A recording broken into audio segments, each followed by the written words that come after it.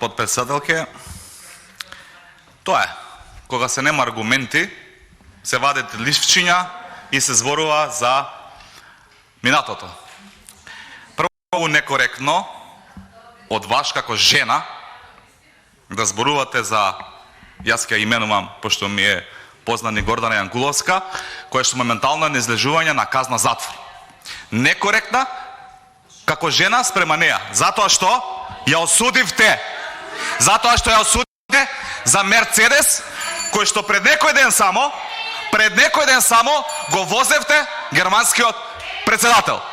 Срам да ви е како жена што потенцирате нешто кое што е во далечно минато и отварате рани кои што луѓето кои што се во затвор и те како ги болат. Тоа знаете ли што е разликата?